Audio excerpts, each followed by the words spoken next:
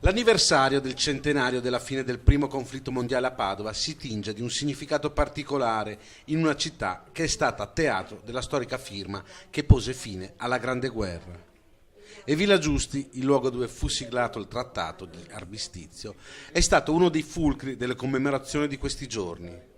Sia il 3 novembre, con la firma di un nuovo documento che proclama il Veneto terra di pace, sia il 4, dando avvio alla manifestazione della giornata con l'alzabandiera e gli onori ai caduti.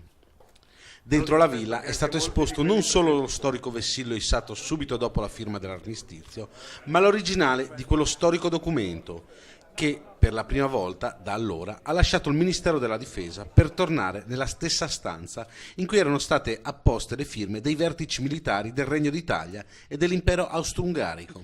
Le celebrazioni si sono tenute anche nel cuore della città, sull'Istone, che ha ospitato la cerimonia militare interforze. Padova ha ricoperto un ruolo centrale nel conflitto del 15-18 e ha pagato un prezzo altissimo in termini di vite umane.